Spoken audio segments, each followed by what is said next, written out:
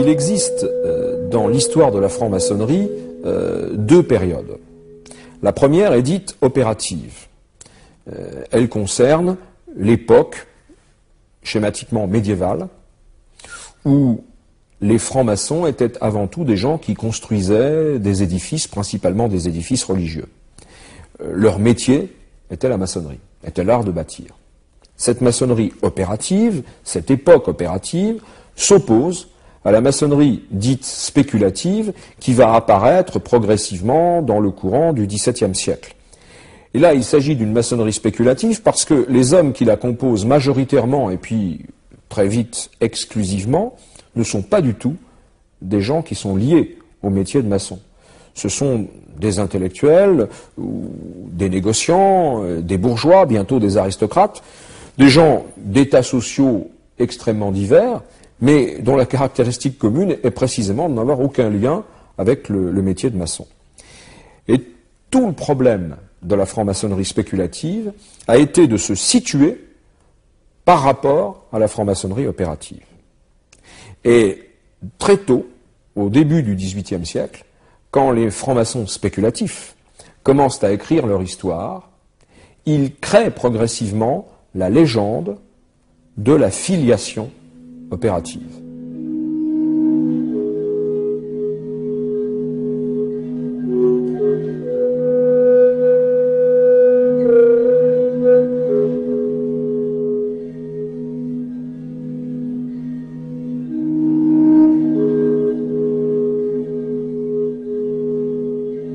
Cette conception d'une filiation directe, sans rupture ni discontinuité de la maçonnerie spéculative par rapport à la maçonnerie opérative, les recherches historiques opérées dans les 30 dernières années ne permettent plus de la soutenir. La franc-maçonnerie spéculative est en rupture totale avec la maçonnerie opérative dont elle ne procède pas directement. La maçonnerie spéculative n'a fait qu'emprunter les formes, certains usages, une emblématique, des symboles, réputés avoir appartenu à la maçonnerie opérative. Il n'existe pas de continuité entre les deux. Alors la question, effectivement, est de savoir pourquoi avoir emprunté à la maçonnerie et pas à d'autres métiers.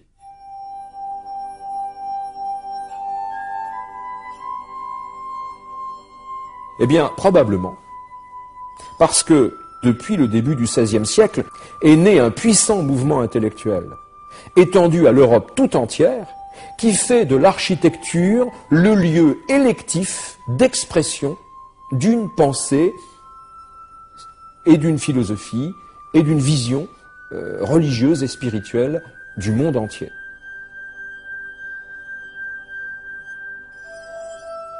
Ce système qui consiste à voir dans l'architecture un lieu idéal de projection d'une pensée philosophique et mystique, c'est très exactement ce qui est repris par la franc-maçonnerie.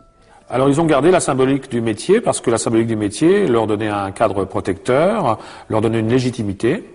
C'est un métier qui est quand même une aristocratie de métier, et leur donne une ancienneté par les écritures, puisque très très vite, ils amalgament cette coquille, cette teinture opérative ancienne dans les spéculations autour du temple de Salomon. Or, le temple de Salomon, ce sont les écritures, c'est la légitimité.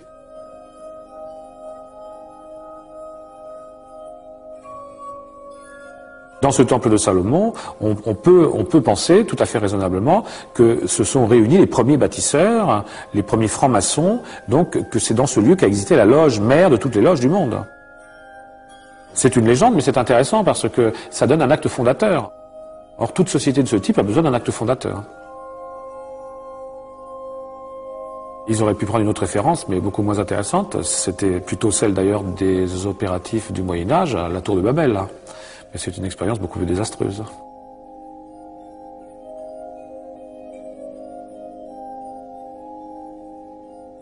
Le temple de Salomon, dans cette image, dans cet archétype tel qu'il est représenté, sert de support à un cérémonial qui est commémoratif au départ. Donc il y a une démarche édifiante, méditative. Et c'est dans ce cadre qui est vraiment, d'une façon très imbriquée, à la fois un cadre professionnel dans son apparence et à la fois un modèle spéculatif dans la reprise du temple de Salomon, qu'à ce moment-là se construit une sociabilité festive, mondaine, fraternelle, qui hérite effectivement et de toutes les sociétés badines de l'époque, et de tout un tas d'éléments culturels venus de la chevalerie, de certains courants monastiques, des sociétés d'archers, de toutes sortes de sociétés populaires, de toutes sortes d'attentes finalement sociales de leur époque, qui créent peu à peu un monde nouveau. C'est une société masculine.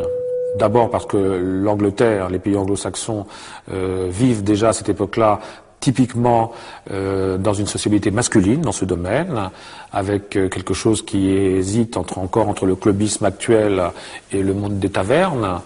Mais de toute façon, quand cette société arrive en France, elle trouve une culture courtoise, elle trouve un éveil intellectuel de certaines catégories féminines, une vitalité dans l'ensemble de la présence féminine tout à fait intéressante, tout à fait étonnante. Très vite, des femmes sont associées dans les loges. On le voit par beaucoup de témoignages qu'on trouve à partir des années 1740 essentiellement. Des loges mixtes et bientôt des loges féminines entièrement se constituent et ça se terminera par la constitution d'une maçonnerie d'adoption.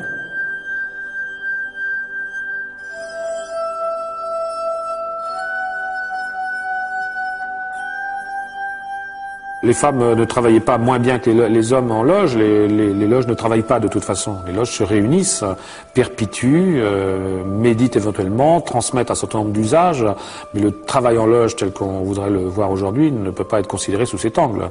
La loge est aussi le repas en commun, la fraternité, le fait de disposer d'un passeport cosmopolite pour aller d'un pays à l'autre, être un lieu de rencontre, un lieu d'échange. On s'intéresse au genre humain dans une acception qui va déjà plus loin que ce qui est caritatif, mais qui n'est pas encore, bien entendu, l'engagement solidaire que connaîtra plus tard la pensée maçonnique dans certains domaines. Par-dessus les âges, la franc-maçonnerie n'est jamais la même et est toujours restée finalement la même. Il est resté une continuité remarquable dans ce qui est par exemple l'adhésion fraternelle. Le postulat sur l'amour vers l'autre, sur le fait que même si l'autre n'est pas forcément bon, il est perfectible, qu'il y a quelque chose en nous qui peut nous tirer vers le haut. C'est quelque chose qu'on sent toujours. Il y a une espèce d'amour de l'homme qui est inhérent à la maçonnerie, qui est quelque chose de tout à fait fondamental. Il y a ensuite une facette initiatique qu'on sent finalement exister dès le début, une lecture du monde, une proposition de déchiffrement qui me semble tout à fait actuelle. Et puis enfin, il y a cette idée tout de même que le monde existe, qu'on n'en est pas coupé, qu'il y a une participation, une amélioration, un apport. Et cet engagement humaniste, au XVIIIe siècle, est déjà présent et il le sera au XXIe siècle, je crois.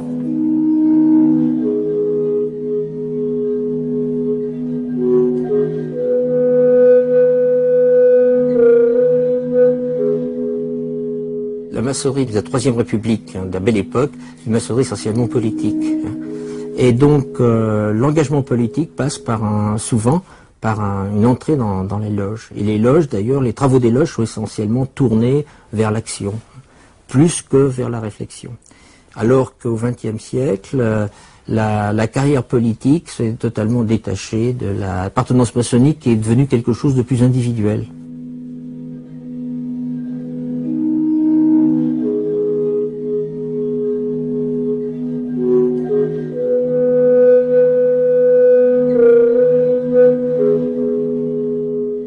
Les hommes politiques qui viennent en maçonnerie, puisqu'il y en a quand même un certain nombre, n'y viennent pas avec le même état d'esprit que leurs prédécesseurs. Ils viennent se ressourcer dans la loge, retrouver un supplément d'âme dans la franc-maçonnerie, et non pas, disons, considérer qu'elle peut les aider dans leur carrière politique. Si vous identifiez ça trop au pouvoir, vous risquez de ne pas avoir l'adhésion de gens qui tiennent avant tout à leur aventure singulière et à la réalisation de leur propre vie. Vous aurez en effet des gens très très bien. Enfin, c'est comme une identification trop poussée à la République, d'une certaine façon. C'est quand même un des problèmes, je crois, un des problèmes de la maçonnerie française. Alors et puis vous avez des divergences qui s'accentuent entre la France et l'Angleterre, etc. Donc et puis il y a Dieu ou il n'y a pas Dieu, et puis qu'est-ce qu'on fait avec tout ça? Je pense qu'il y a presque une instrumentalisation des préjugés de part et d'autre, en France de la part des catholiques, mais aussi une sorte d'anticléricalisme qui a fait, à mon avis, son temps. C'est pour ça, enfin, c'est ma plaidoirie. Hein. Je pense qu'il ne faut pas revenir, on ne revient pas en arrière, on ne revient pas au XVIIIe siècle, ce serait ridicule. Et on ne va pas non plus être élitiste, ça n'est pas le problème. Mais il me semble qu'il faut aller plus loin, et donc c'est une question politique, à la fois de recherche métaphysique, mais aussi politique, les deux choses sont liées. Donc évidemment, qu'est-ce que l'Europe ? Qu'est-ce que l'Europe dans le monde, etc. Voilà voilà les vraies questions d'aujourd'hui. Et puis qu'est-ce que c'est que l'être humain en cours de reproduction technique? Qu'est-ce que la génétique vient faire là-dedans? Votre génome est décrypté, votre ADN ne fait aucun doute. Ce sont des questions, je crois, de mutation.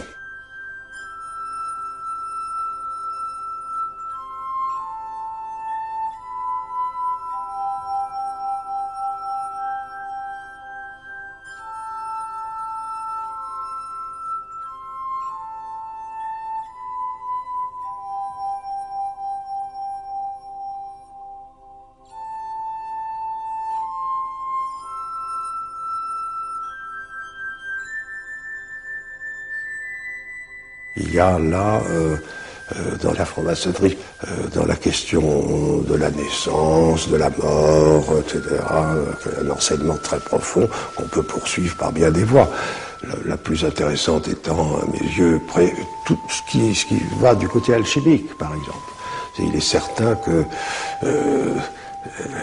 tout ce qui peut être transmutation, métamorphose, résurrection, doit intéresser automatiquement, dirais-je, quelqu'un qui a envie de se réveiller et de ne pas mourir dans l'ignorance. Nous sommes des penseurs libres. Et c'est pour ça qu'on peut se remettre en question tout le temps, tout le temps. Rien n'est acquis. Demain, c'est un autre jour et c'est bien. Est-ce qu'on est maçon 2 fois par mois, pendant 2 ou 3 heures, ou est-ce qu'on est maçon toute sa vie, 24 heures sur 24 ? Moi, personnellement, je pense qu'on est maçon toute sa vie, tous les jours, et à toutes les heures, du jour comme de la nuit. Je crois que c'est une formidable école qui a besoin de...